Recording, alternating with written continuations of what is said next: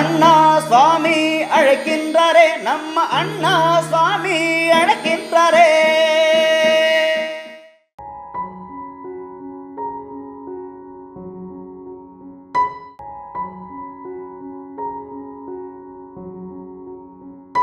மாயன் ஆன்மீக சகோதர சகோதரிக்கெல்லாம் என்னுடைய அன்பான பணிவான ஆசீர்வாதத்தை தெரிவித்துக் கொள்கின்றேன். மயன் உங்கள் நலன் பொருட்டு தான் இறையருளாலும் குருவர்களாலும் தொடர்ந்து பேசி வர மயம் ஒரு ஆன்மீக பாலம் தான். உங்களுக்கும் எனக்கும் உள்ள ஒரு அருமையான ஒரு சந்தர்ப்பம் தான்.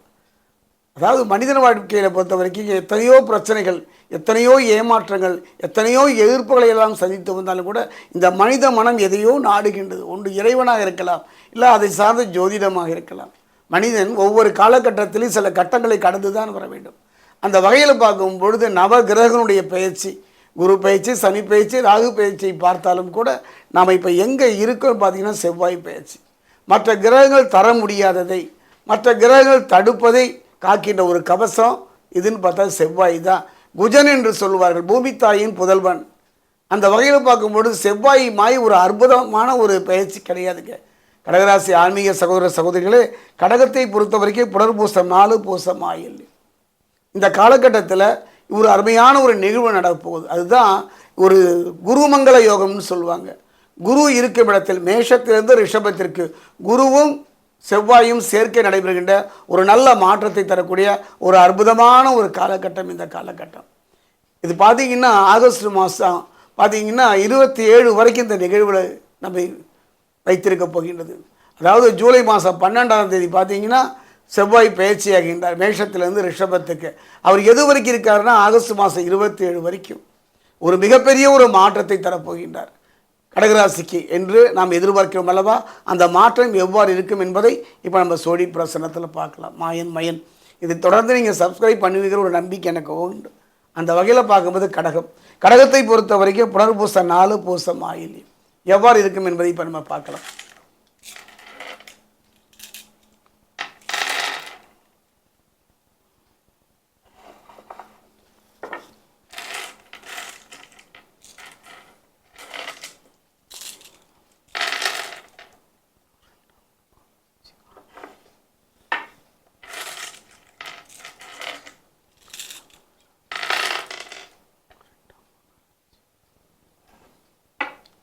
கடகராசியை பொறுத்த வரைக்கும் ஒரு அற்புதமான ஒரு மாற்றம், பட்ட பாட்டிற்கும் வாழ்வில் சந்தித்த பிரச்சனைகளுக்கும் ஒரு தீர்வு தருகின்ற ஒரு காலகட்டம் தான் இந்த காலகட்டம். இதுவரை என்னை பொறுத்த வரைக்கும் கடகத்தை பொறுத்த வரைக்கும் சனி பகவானை பொறுத்த வரைக்கும் கடகத்தில் அஷ்டம சனி, அதே நேரத்தில் 8ஆம் இடம் அஷ்டமஸ்தானம்னு சொல்லுவாங்க. அதே மிக கவனமாக இருக்கணும். கொஞ்சம் திருமணத்திலையும் பொறுத்த வரைக்கும் தொழிலை பொறுத்த வரைக்கும் சில தடைகளும் பிரச்சனைகளும் வந்து செல்கின்ற ஒரு காலகட்டம். பாதி தூரத்தை கடந்துட்டீங்க. இந்தப்பட்ட சூழ்நிலை தான் இந்த செவ்வாய் பயிற்சி வருகிறது. 45 நாட்கள் கவலையே பட வேண்டாம். சனி பகவானுடைய அஷ்டம சனியினுடைய பாதிப்பு, அந்த 8ஆம் இடத்தினுடைய அஷ்டமஸ்தானத்தினுடைய பாதிப்பிலிருந்து முழுமையாக உங்களை காக்கக்கூடிய ஒரு கவசம் செவ்வாய். என்னை பொறுத்தவரை ராஜ கிரகங்கள் என்றே சொல்வேன். எதை பிரகஸ்பதியாகிய குருவையும் செவ்வாயையும் ராஜ கிரகங்கள் என்று சொல்லுவாங்க. ஒரு உரையில் 2 கத்தி இருக்கிற மாதிரி தான். அற்புதமான ஒரு மாற்றத்தை செவ்வாய் பலம் பெற்று 10 மற்றும் 11ஆம் இடங்களை சந்தரிப்பதனால தைரியமும் தன்னம்பிக்கையும் பிறக்கும். இது ஒன்று போதுங்க.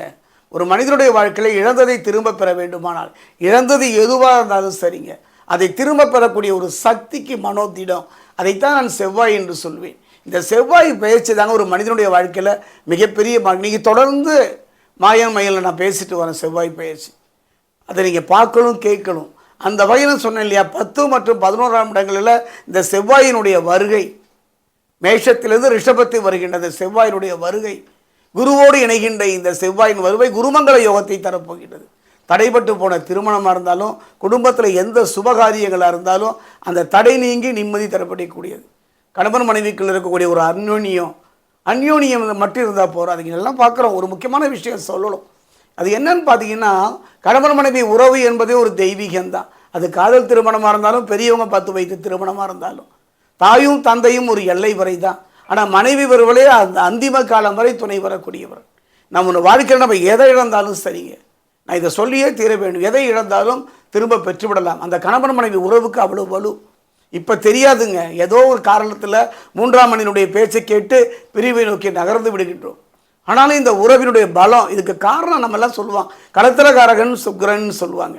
ஒரு குடும்பம், அந்த குடும்பத்தில் எல்லாரும் திருமணம் சந்தோஷத்துக்கெல்லாம் காரணம் சுக்கிரன் என்று சொன்னாலும் கூட ஒரு அற்புதமான ஒரு விஷயம். அதை நான் சொல்லி தர வேண்டும் இந்த செவ்வாய் பயிற்சியில். காரணம், ஒரு கணவன் மனைவிக்குள்ள அந்த தாம்பத்தியம்னு சொல்லுவாங்க. தாம்பத்தியத்தினுடைய முழு திருப்தி ஒருத்தன் பெறணும்னா அதுக்கு செவ்வாய் வேலுங்க. அதைத்தான் கவிஞர் சொல்வார், பொருத்தம் உடலிலும் வேண்டும், புரிந்தவன் துணையாக வேண்டும். மனைவியின் துணையோடு தானே காமனை வென்றாக வேண்டும். இந்த பொருத்தம் இந்த காலகட்டத்தில் எப்படி பொருத்தம் அமைது? மனப்பொருத்தமும் பண பொருத்தமும் தானே. ஆக இந்த உடல் பொருத்தம் இதை தருகின்ற ஒரு அற்புதமான சக்தி. சிலரெல்லாம் பார்த்தீங்கன்னா அந்திம காலம் வரை ஈருடல் ஒரு உயிராக வாழ்ந்து மறைகிறாங்கன்னா அந்த செவ்வாய் தான் காரணம். செவ்வாயினுடைய சிறப்பு தான் காரணம். இப்போ புரிஞ்சுக்கிட்டீங்களா? களத்திரக்காரன் சுக்கிரனை விட ஒரு படி மேல் தான். கணவன் மனைவியுடைய உறவுக்கு ஒரு ஒரு பாச சங்கிலி தான், ஒரு பிணைப்பு தான் செவ்வாய். அந்த வகையில் கணவன் மனைவிக்குள்ளே இருந்து வந்த கருத்து வேறுபாடு, மன கோபதாபங்களை எல்லாம் இந்த காலகட்டத்தில் இல்லாமலே செய்து விடுவார். ஒருவர் புரிந்து கொண்டு, ஏன் கணவன் மனைவி உறவு, பெற்றோர்கள் பிள்ளைகளுக்குள் இருந்து வந்த கருத்து வேறுபாடு, முதலாளி தொழிலாளிக்குள் இருந்து வந்த கருத்து வேறுபாடு, ஒரு சேர்ந்து கூட்டு தொழில் சொல்கிறாங்கல்ல, அவங்களுக்கு இடையே இருந்து வந்த மனக்கசப்புகள் எல்லாம் படிப்படியாக மாறுகின்ற ஒரு அற்புதமான செயல் இந்த செவ்வாய் பயிற்சியில் கடகராசிக்கு கிடைக்கப் போகின்றது. அது மட்டும் கிடையாது, நான் சொன்னேன் அல்லவா ஒரு கிரகம் மட்டுமே சிறப்புன்னு. அது மட்டும் கிடையாது, களத்திரக்காரகன் என்று சொல்லக்கூடிய சுக்கிரன் பலம் பெற்று 12 மற்றும் 1ஆம் இடத்துல சஞ்சரிப்பதனால கணவன் மனைவி உறவு பலப்படும். பாருங்களேன், சுக்கிரனும் சேர்ந்து கொள்கின்றார். எவ்வளவு மனவேதனை பட்டுட்டீங்க, எவ்வளவு வேதனையில் கண்ணீர், யார்கிட்ட போய் நம்ம பிரச்சனையை சொல்ல முடியும்? அப்படிப்பட்ட சூழ்நிலையில் களத்திரக்காரகன் சுக்கிரனும் செவ்வாயும் அற்புதமாக அந்த குடும்பத்தில் இருந்த பிரச்சனைகளை எல்லாம் படிப்படியாக குறைத்து, நெஞ்சில் ஒரு முள், அதை எப்படி எடுப்பது என்று கலங்கியவங்களுக்கு அந்த முல்லை எடுக்கக்கூடிய கரம் களத்திரக்காரன் சுக்கிரனும் செவ்வாயும் தான். அதே இடத்துல பார்த்தீங்கன்னா குரு 11ல் லாபஸ்தானத்தில் இருப்பதனால கடன் சுமைகள் குறையும். இந்த குருவை பொறுத்த வரைக்கும் அந்த 11ஆம் இடத்துல லாபஸ்தானத்தில் இருப்பதனால வாங்கிய கடனை அடைப்பதற்கும் புதிய கடன் வாங்காமல் இருப்பதற்கும் ஒரு பெரிய விஷயம். இது போராதான், இதுவரை உங்கள் மீது இருந்த களங்கமும் பழிச்சொல்லையும் நீக்குகின்ற செயலையும் குரு பகவான் செய்வார். உடல் நலில் கொஞ்சம் கவனமாக இருந்தால் மட்டுமே போதும். மனோ ரீதியாக பார்த்தீங்கன்னா தவறான பாதையை நோக்கி செல்வதற்கான சூழ்நிலை இருப்பதனால கொஞ்சம் கவனமாக இருங்க. எதற்கும் அவசரப்பட வேண்டாம், எதற்கும் அவசரப்பட்டு, காரணம் கேதுவின் நிலை. எதை பார்த்தாலும் ஒரு ஆர்வத்தின் காரணமாக, அதீத ஆசையின் காரணமாக தவறான பாதையை நோக்கி நகர்வதற்கான சூழ்நிலை இருப்பதனால உங்கள் 2 பக்கமும் 2 குருங்க, தேவகுருவும் அசுரகுருவும் துணையோடு செவ்வாயின் பக்கபலமாக இருப்பதனால கவலையே பட வேண்டாம். எந்த பிரச்சனை வந்தாலும் தலைக்கு வந்தது தலைப்பாகையோடு போகும் என்பதை போல நல்ல மாற்றம், நல்ல முன்னேற்றம் பெறுவதற்கு சிலரெல்லாம் பார்த்தீங்கன்னா குடும்பத்தில் திருமண வாழ்வு இருந்தாலும் நல்ல பிள்ளைகள் இருந்தாலும் கூட அனாதை மாதிரி ஒரு ஏக்கம், அந்த நிலை மாறுகின்ற தன்மையை செவ்வாய் தருவார். அதைத்தான் புரிந்து கொள்கின்ற ஒரு காரகத்தன்மை. அதே நேரத்தில் அரசு துறையில் ஏதாவது ஆதாயம் பெறலும், அரசு துறையில் ஏதாவது வேலைக்கு முயற்சி பண்ணினா சரியான காலம், சரியான தருணம். உங்களுடைய முயற்சி வெற்றியை நோக்கி நகர்த்தும். சிலரெல்லாம் வெளிநாடு முயற்சி செய்வாங்க, தடையாகி இருந்து கொண்டே போகும். அதே நேரத்தில் வெளிநாடு போவாங்க, நாம் நினைத்தது மாதிரி அங்கே இருக்காது, கலக்கித்தான் போவாங்க. வட்டிக்கு பணம் வாங்கி கஷ்டப்பட்டு வெளிநாடு சென்றாலும் நிம்மதி இல்லாத ஒரு சூழ்நிலை. அந்த நிலை மாறுகின்ற ஒரு அற்புதமான காலகட்டம் செவ்வாய். பூமிகாரகன் என்று சொல்லக்கூடிய செவ்வாய் சிறப்பாக இருப்பதனால வெளிநாடு யோகமும் கிட்டும். சிலருக்கெல்லாம் படிப்பில் கவனம் இல்லாமல் மனம் சிதறி போகும். அவர்களுக்கெல்லாம் அந்த படிப்பில் கவனம் பெறக்கூடிய ஒரு சூழ்நிலை, நீண்ட நாள் வருத்திய இனம் புரியாத நோய் நீங்கி நிம்மதி தரக்கூடிய ஒரு நல்ல சந்தர்ப்ப சூழ்நிலையை செவ்வாய் அமைத்து தருவார். பெரும்பான்மையான பார்த்தீங்கன்னா அந்த காலகட்டத்தில் கொஞ்சம் கவனமாக இருக்கணும். ஏன்னா வண்டி வாகனங்களில் போகும்போது கவனமாக இருக்கணும். நீண்ட தூர பயணங்கள் போகும்போது அறிமுகம் இல்லாத மனிதனுடைய பழக்கம் ஏற்பட்டதுன்னா கொஞ்சம் அமைதியாக இருங்க. தான் உண்டு தன் வேலை உண்டு இல்லைங்க. அது ஏதோ ஒரு அதீத ஆசையின் காரணமாக உங்களுடைய அந்தரங்க விஷயங்களையும் சரி ஆசைகளையும் வெளிப்படுத்துவீர்களால் அது சங்கடங்களை தந்துவிடும். குறிப்பாக சொல்லப்போனால் தற்போது உள்ள கிரக நிலைகளின்படி யாரையும் முழுமையாக நம்பிடாதீங்க. ஏன்னா நிறைய மாற்றங்களையும் ஏமாற்றங்களையும் சந்தித்தீர்கள். நம்பியே மோசம் போன ஒரு காலகட்டம். இனி எவரையும் எதற்காகவும் எந்த காலத்திலும் நம்பாமல் இருக்கணும். குறிப்பாக இந்த 45 நாட்கள் யாரையும் தொழில் ரீதியாக, மன ரீதியாக, உடல் ரீதியாக யாரையும் நம்பி விடாதீர்கள். அது மிக கடுமையான பாதிப்பை தந்துவிடும். அதே நேரத்தில் பூர்வீக சொத்து வகையில் இருந்த பிரச்சனைகள் படிப்படியாக குறையும். ஏன் பார்த்தீங்கன்னா சகோதரர் மத்தியில், சகோதரிகள் மத்தியில் இருந்த பிரச்சனைகள் குறையும். காரணம் செவ்வாய் தான். அந்த செவ்வாய் தான் சகோதர சகோதரிகளுடைய ஒரு காரகத்தன்மை உள்ளவன். அந்த வகையில் பார்க்கும்போது இரத்தகாரன் என்றும் சொல்வார்கள். முடிந்தவரை கவனமாக இருங்க வண்டி வாகனங்களை போகும்போது. அந்த வகையில் பார்க்கும்போது எதிர்பாராத ஒரு நல்ல காரியம், நீங்கள் எதிர்பார்த்த ஒன்று நடப்பதற்கான ஒரு நல்ல சந்தர்ப்பம். பலம் படைத்த பொருளாதாரத்தை மனிதனுடைய தொடர்பு உங்கள் வாழ்க்கைக்கு தக்க நேரத்தில் உதவி செய்யும். குறிப்பாக சொல்லப்போனால் சனி பகவான் வக்ரகதியில் சஞ்சரிப்பதனால உடல் ஆரோக்கியம் பாதிக்கும், கவனமாக இருங்க. மற்றபடி என்னை பொறுத்தவரை அற்புதம் என்றே சொல்வேன். பிரச்சனைகளை களைகின்ற ஒரு சந்தர்ப்பம். எதிர்காலத்தை திட்டமிடுறீங்களா, அந்த திட்டமிடுகிறதுக்கான ஒரு நல்ல சந்தர்ப்பம். தொழிலை நல்ல முறையில் முயற்சியில் கொண்டு வரணும் விரும்புகிறீங்களா, அதுக்கான பொருளாதார இந்த தடைகள் நீங்கும். ஒரு வெற்றியை நோக்கி நகர்வதற்கு கடுமையாக போராடிய உங்கள் வாழ்க்கையில் அந்த வெற்றியை எளிதில் நகர்த்துவதற்கான ஒரு நல்ல சந்தர்ப்பம் சொல்லி பொதுவாக பார்த்தா கடகராசியை பொறுத்த வரைக்கும் இந்த செவ்வாய் குருவோடு இணைந்து இருப்பதனால, குருமங்கள யோகம் தருவதனால எந்த பிரச்சனை வந்தாலும் அந்த பிரச்சனைகளிலிருந்து விடுதலை பெறக்கூடிய ஒரு அருமையான சந்தர்ப்பம், நிம்மதி தருகின்ற ஒரு சந்தர்ப்பம், குடும்பத்தில் நிம்மதி, தொழிலில் நிம்மதி, வாழ்க்கையில் நிம்மதி பெறக்கூடிய ஒரு நல்ல சந்தர்ப்பம் அமையும். அதே நேரத்தில் கொஞ்சம் கவனமாக இருங்க. ஒரு முறைக்கு இருமுறை யோசித்து செய்வது சிறப்பு.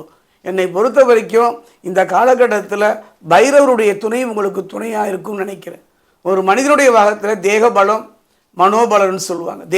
தேகபலம், மனோபலம், தெய்வ பலம், இந்த 3 பலமும் சரியாக அமையலை. இந்த 3மே பாதிக்கப்பட்டிருப்பதாகத்தான் தோன்றுகிறது. காரணம் ராகு தான். அந்த வகையில் தெய்வ பலம் உங்களுக்கு வேணும், அதே நேரத்தில் மனோபலம் வேணும். மனோபலத்தை செவ்வாய் தரப்போகிறார் இந்த 45 நாட்களுக்கு. உடல் பலத்தை பொறுத்த வரைக்கும் கவனமாக இருந்தாலே போதும், அதை சனி பகவான் பார்த்து கொள்வார். இன்னொன்று தெய்வ பலம். அந்த தெய்வ பலம் பெறுவதற்கு சனியின் குரு மட்டுமல்ல, ஒரு அற்புதமான சக்தி தான் பைரவர். பைரவருடைய வழிபாடு இந்த காலகட்டத்தில் கடகராசிக்கு தேவை.